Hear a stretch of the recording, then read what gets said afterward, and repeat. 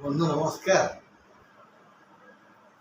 आमे आज गोटे नुआ कथा कहवा बृहस्पति चलन। विशेषतः दुईटा पांजिया पाखक आसुची। गोटे खड़ीरत्न पंजिकार लिखा अच्छी जे मे 1 तारिख रे बृहस्पति चलन हेबो, किंतु कोहिनूर रे वर्णना है मे 2 रे बृहस्पति चलन हेबो।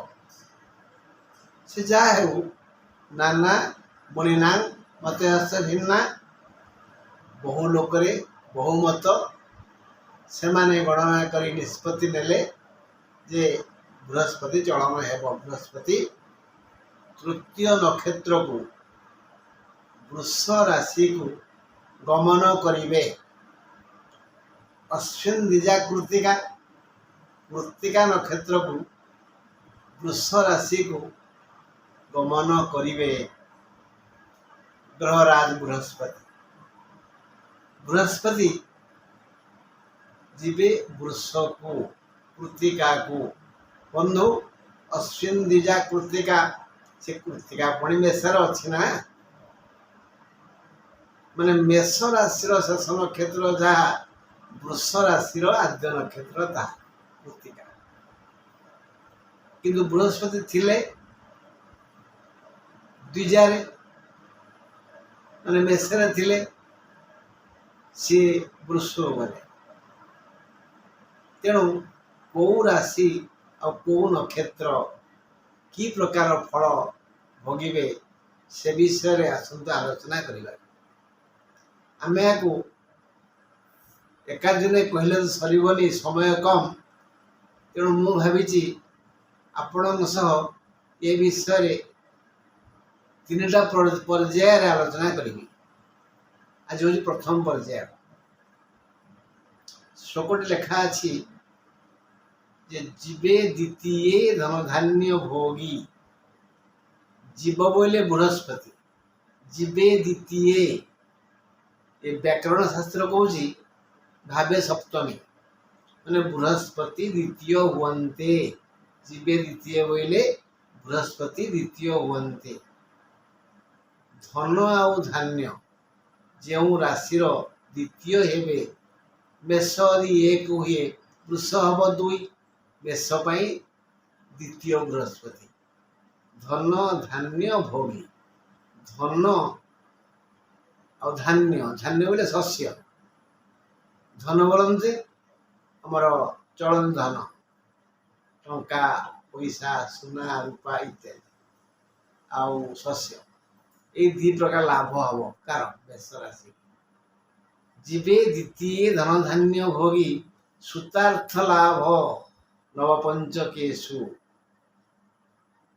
सुत अर्थ नव पंच, नवम हेले सुत, पंचम हेले अर्थ। सुतार्थ आगे सुत तार अर्थ, नव पंचम नवम की हेले ना मेष वृष मिथुन कर्कट सिंह कन्या तुला विषा धनु 9 नंबर राशि ताकू पुत्र लाभ हो। एटा कौन संभव नहीं। पुत्र लाभ हेले व्यक्ति जो प्रसन्न हुए, जो खुशी हुए, ताकू से भली आनंद मिलिबो ताकू धनुराशि। पंचम की है बोले मेष वृष मिथुन कर्कट सिंह। सिंह वृष को आसिया पड़ो। वृष मिथुन कर्कट सिंह कन्या, कन्या तुला बिछा धनु मकर होनी। मेष 2 है। अच्छा पड़े जा मकर कुंभ मीन मेष वृष मकर राशि है कौन ना पंचम।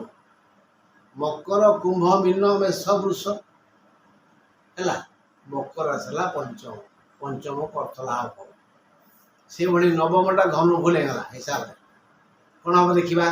नवम कौटे आसुची कन्या तुला बिछा धनु मकर कुंभ मीन मेष वृष कन्या। कन्या राशि बढ़ले नवम होगी वृष। कन्या राशि नवम फल पाइब। ତାକୁ ପୁତ୍ର ଲାଭ ସୁଖ ମିଳିବ, କନ୍ୟାକୁ ମକରକୁ ମିଳିବ ଅର୍ଥ ଲାଭ। ହେଲା ବୁଝିଲା। ଯିବେ ଦ୍ୱିତୀୟ ଧନଧାନ୍ୟ ଭୋଗୀ ସୂତାର୍ଥ ଲାଭ ନପଞ୍ଚ କେଶ। ଦ୍ୱିତୀୟ ବୋଇଲେ ମେଷ ପାଇଁ ଦ୍ୱିତୀୟ ହେଲା, ଆଉ ମକର ପାଇଁ ପଞ୍ଚମ ହେଲା, କନ୍ୟା ପାଇଁ ନବମ ହେଲା। ଏତିକି ବୁଝିଲା ତ। ଯିବେ ଦ୍ୱିତୀୟ ଧନଧାନ୍ୟ ଭୋଗୀ ସୂତାର୍ଥ ଲାଭ ନପଞ୍ଚ କେଶ। ଯାମିତ୍ର ସଂସ୍थे ବିପୁଳାଚ ଲକ୍ଷ୍ମୀ। ଯାମିତ୍ର ସଂସ୍ଥ ବୋଲନ୍ତେ ସପ୍ତମ। ସପ୍ତମ ବୃହସ୍ପତି ହେଲେ କ'ଣ ହବ ନା ବିପୁଳା ଲକ୍ଷ୍ମୀ ଆସିବେ। ଲକ୍ଷ୍ମୀ ତ ଆମର ବହୁ ପ୍ରକାର ଅଛନ୍ତି ନା, ସନ୍ତାନ ଲକ୍ଷ୍ମୀ, ବାଣିଜ୍ୟ ଲକ୍ଷ୍ମୀ, ଭୂମି ଲକ୍ଷ୍ମୀ, ଧନ ଲକ୍ଷ୍ମୀ, ମାନେ ସବୁ ପ୍ରକାର ଲାଭ ହବ ସପ୍ତମ ବୃହସ୍ପତି। କିଏ ଦେଖିବା ଗଣିବା? ବିଛା, ଧନୁ, ମକର, କୁମ୍ଭ, ମୀନ, ମେଷ, ବୃଷ। ବିଛାର ସପ୍ତମ ହବ, ମାନେ ସବୁ ପ୍ରକାର ଲାଭ ହବ। ହେଲା। ଯାମିତ୍ର ସଂସ୍थे ବିପୁଳାଚ ଲକ୍ଷ୍ମୀ। ଆଉ ଏକାଦଶେ ସର୍ବଶୁଭମ ଭବତି।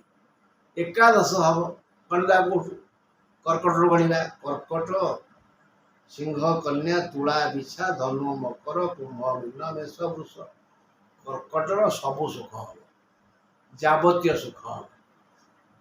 ମୁଁ ଏ ଯେଉଁ ଆଲୋଚନା କଲି ଏଇଟା କ'ଣ ସତ? ମନକୁ ପାଉଛି? ଆଚ୍ଛା ମନେକର ମୋର କର୍କଟ ରାଶି। କର୍କଟ ରାଶି ଲୋକଙ୍କୁ ଏକୁଟିଆ ବୁଝିବେ। ଛୋଟିଆ ଛୁଆର କର୍କଟ ରାଶି ନାହିଁ, ଯୁବକର ନାହିଁ, ଆଉ ପ୍ରୌଢ଼ର ନାହିଁ, ଭିକାରୀର ନାହିଁ। ଗୋଟେ ଭିକାରୀ କ'ଣ ସବୁ ସୁଖ ପାଇପାରିବ କେବେ ହେଲେ?